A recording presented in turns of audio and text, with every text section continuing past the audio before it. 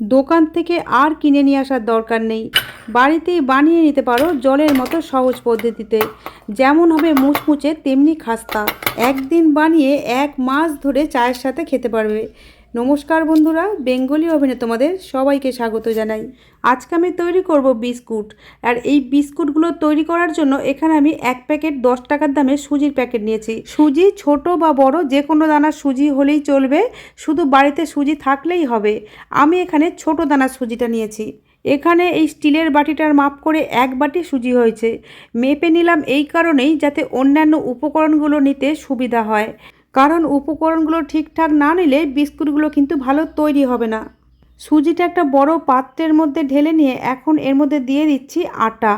আমরা যে আটা দিয়ে রুটি তৈরি করে খাই সেই আটাই আমি এখানে নিয়েছি। তোমরা চাইলে কিন্তু এই আটার পরিবর্তে ময়দাও নিতে পারো, তবে আটা দিয়ে তৈরি করলে বিস্কুটগুলো অনেক বেশি খাস্তা আর টেস্টি হবে। এখন এই সুজি আর আটা খুব ভালোভাবে মিশিয়ে নিতে হবে।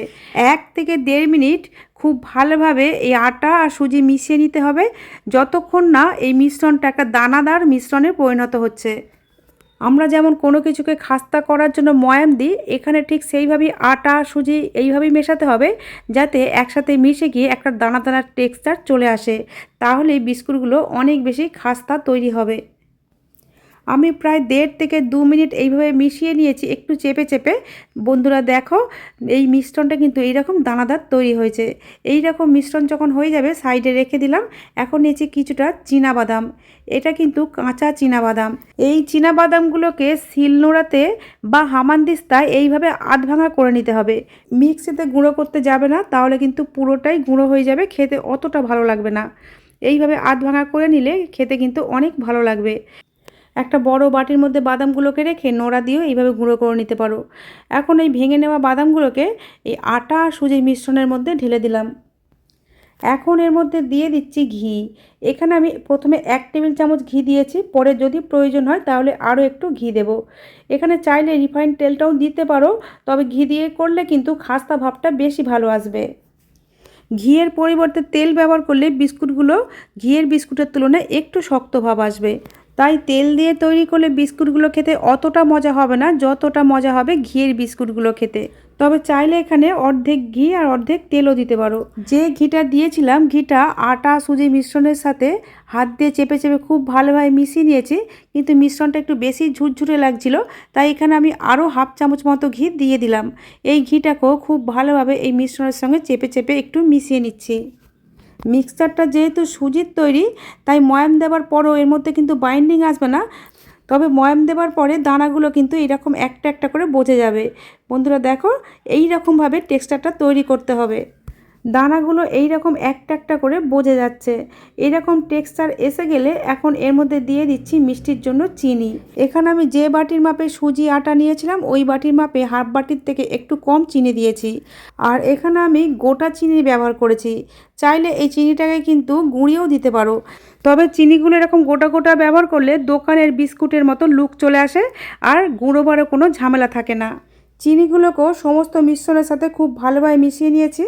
বন্ধুরা, এখানে আমি ডোটা মাখার জন্য উষ্ণ গরম দুধ ব্যবহার করেছি। দুধটা গ্যাসের মধ্যে গরম করতে দিয়েছিলাম। দুধটা আনতে যাওয়ার সময় ক্যামেরাটা অফ করে রেখেছিলাম আর এসে অন করতে ভুলে গিয়েছিলাম। বন্ধুরা, আমি তোমাদের বলে দিচ্ছি, এখানে আমি যে বাটির মাপ করে আটা নিয়েছিলাম ওই একই বাটির মাপ করে হাফ বাটি উষ্ণ গরম দুধ নিয়েছিলাম। পুরো হাফ বাটি দুধটা দিয়ে মাখা হয়ে গেছে, এখনও কিন্তু বাইন্ডিংটা ঠিকঠাক আসেনি, তার জন্য এখানে আমি আরও 2 টেবিল চামচ উষ্ণ গরম দুধ নিয়েছি। আর এই দুধটা কিন্তু আগে থেকে ফুটিয়ে একটু ঘন করে নিয়েছিলাম যাতে বিস্কুটগুলো খেতে অনেক বেশি টেস্টি হয়। তবে চাইলে কিন্তু এখানে দুধের পরিবর্তে উষ্ণ গরম জল দিয়েও মাখতে পারো। পরে যে 2 টেবিল চামচ দুধ নিয়েছিলাম তার থেকে 1 টেবিল চামচ দুধ কিন্তু বাটিতে রয়ে গেছে, মানে এখানে আমাদের হাফ বাটি প্লাস 1 টেবিল চামচের মতো গরম দুধ লেগেছে। আর হালকা গরম দুধ দিয়ে মাখার কারণে চিনিগুলো হালকা হালকা গলে যাবে, তার ফলে বিস্কুটগুলো খেতেও কিন্তু মিষ্টি মিষ্টি লাগবে, আবার কিছুটা চিনি গোটাও থেকে যাবে, তার ফলে বিস্কুটগুলো দেখতে দোকানের বিস্কুটের মতো লাগবে। এখানে কিন্তু কাঁচা দুধ ব্যবহার করা যাবে না, দুধটাকে ফুটিয়ে তারপর হালকা যখন গরম থাকবে তখন ব্যবহার করতে হবে। বাড়িতে যেভাবে রুটি পরোটার ডো মাখি সেইভাবে চেপে চেপে মাখলে হবে না, একটু হালকা হাতেই মাখতে হবে যাতে এই রকম একটা টেক্সচার চলে আসে। বন্ধুরা দেখি বুঝতে পারছো ভিতরটা কতটা জালিদার হয়েছে। ভিতরটা এই রকম টেক্সচার তৈরি হলে তবে বিস্কুটগুলো খেতে এতটাই মজা হবে যে এই বিস্কুটগুলো তোমার ফেভারিট বিস্কুট হয়ে যাবে। এখন একটা চামচের সাহায্যে এইভাবে কয়েকটা ভাগে ভাগ করে নিচ্ছি যাতে বিস্কুটের আকারগুলো সমান আকৃতির হয়। এই যে এইভাবে ভাগ করে নিয়েছি পুরোটাই, এখন ঢাকা দিয়ে 10 মিনিটের জন্য রেস্টে রেখে দেবো যাতে বিস্কুটগুলো একদম পারফেক্ট তৈরি হয়। বন্ধুরা, আমি তোমাদের স্টেপ বাই স্টেপ এই কারণেই দেখাচ্ছি, যদি তোমরা আমার রেসিপি দেখে বিস্কুটগুলো তৈরি করতে চাও তাহলে প্রথমবারই যেন পারফেক্ট বিস্কুট তৈরি হয়। এখন আমি তোমাদের 10 মিনিট পরে দেখাচ্ছি। হাতের মধ্যে এরকম একটা অংশ নিয়ে এইভাবে হাত দিয়ে একটু চেপে চেপে এটাকে গোল বলের মতো করে নিতে হবে।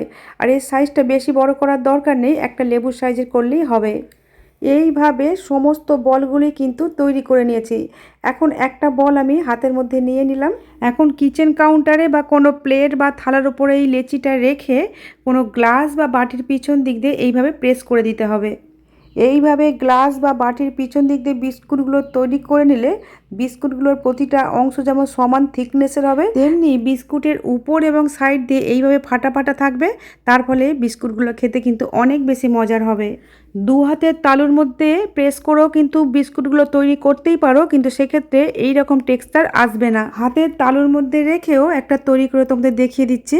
তোমাদের যদি এটা সুবিধা হয় এইভাবেও তৈরি করে নিতে পারো। আমি বাটির পিছন দিক দিয়ে সব বিস্কুটগুলো তৈরি করে নিয়েছি। এখন এই তৈরি করা বিস্কুটগুলো ভেজে নেব। তার জন্য ওভেনে একটা কড়াইতে কিছুটা তেলকে আগে থেকে গরম করতে দিয়েছিলাম।